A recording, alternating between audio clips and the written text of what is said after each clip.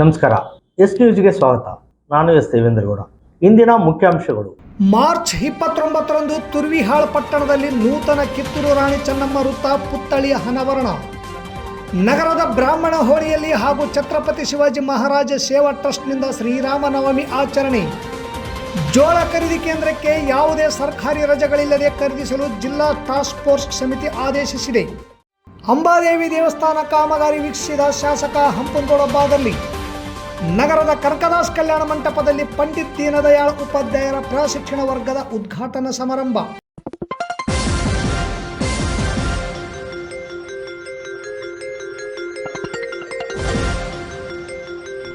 S news, ಇದು ನಿಮ್ಮ ಧ್ವನಿ. ವಾರ್ತೆಗಳ ವಿವರ.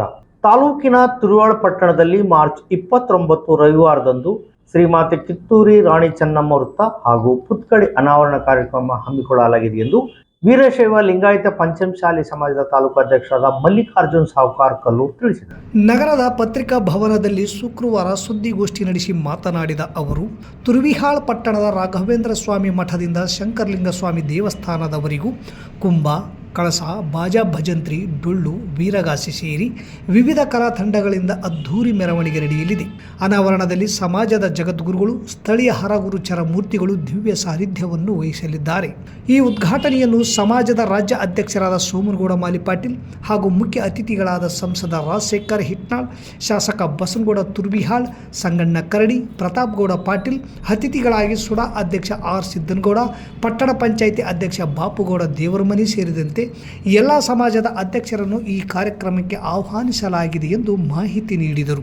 ಈ ಸಂದರ್ಭದಲ್ಲಿ ಪಂಪನಗೌಡ ತಾವರಿಗೆರ, ಬಸನಗೌಡ ಬುಕ್ನಟ್ಟಿ, ಶೇಖರಪ್ಪ ದೋಟಿಹಾಳ್, ಶರಣಬಸವ ನಾಗರಬೆಂಚಿ, ದೇವರಾಜ್ ಪಾಟೀಲ್, ಶರಣಪ್ಪ ಬಳ್ಳಟಗಿ, ಚಂದ್ರೇಗೌಡ, ಶರಣಪ್ಪ ಮೆದಿಕಿನಾಳ್ ಸೇರಿದಂತೆ ಅನೇಕ ಮುಖಂಡರು ಪತ್ರಿಕಾಗೋಷ್ಠಿಯಲ್ಲಿ ಉಪಸ್ಥಿತರಿದ್ದರು.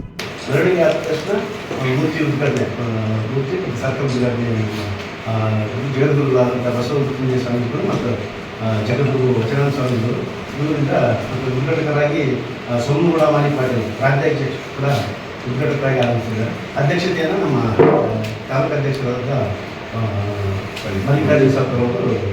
ಸಿಂಧನೂರಿನ ಬ್ರಾಹ್ಮಣ ಓಣಿಯಲ್ಲಿರುವ ಪ್ರಸಿದ್ಧ ಹಾಗೂ ಪುರಾತನ ಶ್ರೀರಾಮ ಮಂದಿರದಲ್ಲಿ ಹಾಗೂ ಗುರುಪ್ರಸಾದ್ ಹೋಟೆಲ್ ಎದುರುಗಡೆ ಛತ್ರಪತಿ ಶಿವಾಜಿ ಮಹಾರಾಜ ಸೇವಾ ಟ್ರಸ್ಟ್ ವತಿಯಿಂದ ಶ್ರೀರಾಮ ನವಮಿ ಪ್ರಯುಕ್ತ ಇಂದು ಶ್ರೀರಾಮ ದೇವರ ರಥೋತ್ಸವ ಅದ್ದೂರಿಯಾಗಿ ಜರುಗಿತು.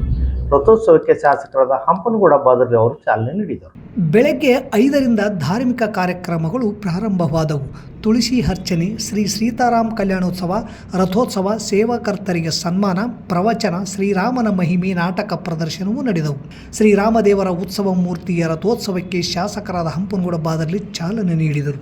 ನಂತರ ರಥೋತ್ಸವವು ಬ್ರಾಹ್ಮಣ ಬೀದಿಯಲ್ಲಿ ಮಹಿಳೆಯರ ಕೋಲಾಟ, ಪುರುಷರ ಭಜನೆ, ಮಕ್ಕಳ ನೃತ್ಯ, ಭಕ್ತಾದಿಗಳು ಹಣ್ಣು, ಹೂವು, ಕಾಯಿ, ಪಾನಕ, ಕೋಸಂಬರಿಯನ್ನು ಶ್ರೀರಾಮದೇವರಿಗೆ ಸಮರ್ಪಿಸಿ ನಂತರ ಸಕಲ ಸದ್ಭಕ್ತಾದಿಗಳಿಗೆ ಸಮರ್ಪಿಸಿದರು. ಈ ಸಂದರ್ಭದಲ್ಲಿ ರಾಮಕೃಷ್ಣ ಆಚಾರ್ ಗೋನ್ವಾರ್, ನರಸಿಂಹಾಚಾರ್ ಮಠಾಧಿಕಾರ್, ಗೋವಿಂದರಾವ್ ಕುಲಕರ್ಣಿ, MK ಗೌರ್ಕರ್, ಸುಬ್ಬಾಶಾಸ್ತ್ರಿ, ವೆಂಕಟೇಶ್ ಚಾರ್ ಕೆಂಗಲ್, ಹನುಮೇಶಾಚಾರ್ ಬಾದರ್ಲಿ, ನಾಗೇಂದ್ರ ಸಾಹುಕಾರ್, ಸಿದ್ದರಾಮಪುರ ವೆಂಕಟೇಶ್, ಬಸವರಾಜ್ ನಾಡಗೌಡರು, ರಾಜು ಬಂಡಿ ವಕೀಲ್ ಮತ್ತು ಅಪಾರ ಭಕ್ತ ಸಮೂಹವು ಪಾಲ್ಗೊಂಡಿದ್ದರು. ನಗರದ ಛತ್ರಪತಿ ಶಿವಾಜಿ ಮಹಾರಾಜ ಸೇವಾ ಟ್ರಸ್ಟ್ ವತಿಯಿಂದ ನಗರದ ಗುರುಪ್ರಸಾದ್ ಹೋಟೆಲ್ ಹತ್ತಿರ ಶ್ರೀರಾಮನವಮಿಯ ನಿಮಿತ್ತ ಕಾರ್ಯಕ್ರಮ ಹಮ್ಮಿಕೊಳ್ಳಲಾಗಿತ್ತು. ಈ ಕಾರ್ಯಕ್ರಮಕ್ಕೆ ಬಂಗಾರಿ ಕ್ಯಾಂಪಿನ ಸದಾನಂದ ಶ್ರೀಗಳು ಚಾಲನೆ ನೀಡಿ ರಾಮನ ಗುಣಗಳನ್ನು ಎಲ್ಲರೂ ಅಳವಡಿಸಿಕೊಳ್ಳುವಂತೆ ಕರೆ ನೀಡಿದರು. ಈ ಕಾರ್ಯಕ್ರಮದಲ್ಲಿ ಭಾಗವಹಿಸಿದ ಶ್ರೀರಾಮ ಭಕ್ತರಿಗೆ ಪಾನಕ, ಮಜ್ಜಿಗೆ, ಪ್ರಸಾದದ ವ್ಯವಸ್ಥೆ ಮಾಡಿದ್ದರು. ಈ ಸಂದರ್ಭದಲ್ಲಿ ಬಿಜೆಪಿ ಮುಖಂಡರಾದ ಕೆ ಕರಿಯಪ್ಪ ಹಾಗೂ ಟ್ರಸ್ಟ್ ಮುಖ್ಯಸ್ಥ ವಿಶ್ವನಾಥ್ ಚೌಧರಿ ಮತ್ತು ಅಮರಯ್ಯ ಸ್ವಾಮಿ ಅಲವನೂರ್, ಸುರೇಶ್ ನೆಕ್ಕಂಟಿ, ಅಜಯ್ ದಾಸರಿ, ಗುರುಸ್ವಾಮಿ ಸೇರಿದಂತೆ ಅನೇಕರಿದ್ದರು.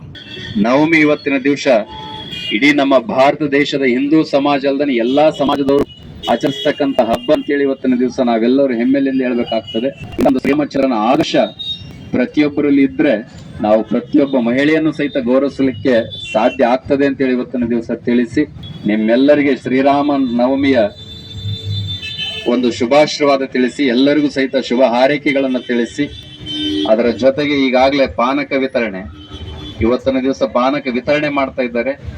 ಯಾಕಂತಂದ್ರೆ ಇವತ್ತು ನಮ್ಮಲ್ಲಿ ಏನೇ ಒಂದು ಕಲ್ಮಶಗಳು ಇದ್ರೂ ಸಹಿತ ಅವೆಲ್ಲವನ್ನು ದೂರ ಮಾಡಿ ಆ ಪಾನಕದಂತೆ ನಮ್ಮ ಜೀವನದಲ್ಲಿ ಕಹಿ ಅನುಭವಗಳನ್ನು ದೂರ ಆಗಿ ಸಿಹಿ ಅನುಭವಗಳನ್ನು ನೀಡಲಿ ಅಂತೇಳಿ ಇವತ್ತಿನ ದಿವಸ ಒಂದು ಬಜರಂಗ ದಳ, ವಿಶ್ವ ಹಿಂದೂ ಪರಿಷತ್ತು ಮತ್ತೆ ಒಂದು ಛತ್ರಪತಿ ಶಿವಾಜಿ ಮಹಾರಾಜರ ಸೇವಾ ಟ್ರಸ್ಟ್ ಒಂದು ಅಧ್ಯಕ್ಷರು ಎಲ್ಲರೂ ಸಹಿತ ಹಮ್ಮಿಕೊಂಡಿದ್ದಾರೆ.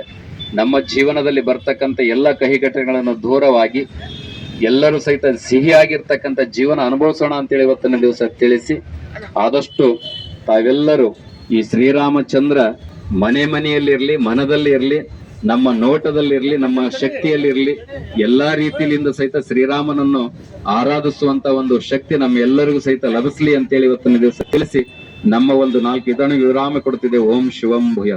2026ನೇ ಸಾಲಿನ ಮುಂಗಾರು ಹಾಗೂ ಹಿಂಗಾರು ಋತುವಿನಲ್ಲಿ ಕನಿಷ್ಠ ಬೆಂಬಲ ಬೆಲೆಯ ಯೋಜನೆಯಡಿ ರೈತರಿಂದ ಖರೀದಿಸಿದ ಜೋಳದ ದಾಸ್ತಾನನ್ನು ರಜಾ ದಿನಗಳಂದು ಸಹ ಎತ್ತುವಳಿ ಹಾಗೂ ದಾಸ್ತಾನು ಸ್ವೀಕೃತ ಮಾಡಿಕೊಳ್ಳಲು ಜಿಲ್ಲಾ ಟಾಸ್ಕ್ ಫೋರ್ಸ್ ಸಮಿತಿ ಆದೇಶ ಮಾಡಿದೆ. ರಾಯಚೂರು ಜಿಲ್ಲೆಯ ಖರೀದಿ ಕೇಂದ್ರಗಳಿಂದ ಖರೀದಿಯಾದ ಜೋಳವನ್ನು ಈಗಾಗಲೇ ನಿಗದಿಪಡಿಸಿದ ಉಗ್ರಾಣ ನಿಗಮಗಳಲ್ಲಿ ಜೋಳ ಸಂಗ್ರಹದ ಪ್ರಕ್ರಿಯೆ ಚಾಲ್ತಿಯಲ್ಲಿದ್ದು, ಈ ಅವಧಿಯು 30/4/2026 ಕೊನೆಗೊಳ್ಳಲಿದ್ದು, ರೈತರು ಹಾಗೂ ಆಡಳಿತಾತ್ಮಕ ದೃಷ್ಟಿಯಿಂದ ಸರ್ಕಾರಿ ರಜೆ ದಿನಗಳಂದು ಸಹ ಸಂಬಂಧಿಸಿದ ಗ್ರೇಡರ್ಗಳು ಕಡ್ಡಾಯವಾಗಿ ಕೇಂದ್ರ ಸ್ಥಾನದಲ್ಲಿದ್ದು, ಗುಣಮಟ್ಟ ಪರಿಶೀಲಿಸುವುದು ಮತ್ತು ರೈತರಿಂದ ಖರೀದಿ ಕೇಂದ್ರಗಳಲ್ಲಿ ಖರೀದಿಸಲಾದ ಜೋಳದ ದಾಸ್ತಾನನ್ನು ರಾಜ್ಯ ಉಗ್ರಾಣ ನಿಗಮದ ಗೋದಾಮುಗಳಿಗೆ ಸಾಗಿಸಲು ಎಲ್ಲ ಅಧಿಕಾರಿಗಳು, ಎಲ್ಲ ಗ್ರೇಡರ್ಗಳು, ಎಲ್ಲ ರಾಜ್ಯ ಉಗ್ರಾಣ ವ್ಯವಸ್ಥಾಪಕರು ಮತ್ತು ಸಾಗಾಣಿಕೆ ಗುತ್ತಿಗೆದಾರರು ಈ ಪ್ರಕ್ರಿಯೆಯನ್ನು ಸುಗಮವಾಗಿ ನಿರ್ವಹಿಸುವಂತೆ ಉಪನಿರ್ದೇಶಕರು ಹಾಗೂ ಸದಸ್ಯ ಕಾರ್ಯದರ್ಶಿಗಳು ಜಿಲ್ಲಾ ಟಾಸ್ಕ್ ಫೋರ್ಸ್ ಸಮಿತಿ ರಾಯಚೂರು ಇವರು ಆದೇಶಿಸಿರುತ್ತಾರೆ.